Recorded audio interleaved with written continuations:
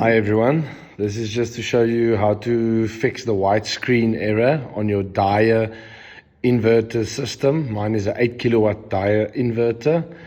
You just hold the escape button for about 5 seconds or so, wait for the screen to flash, and then you can take your finger right off and you just wait for the system to come back up again.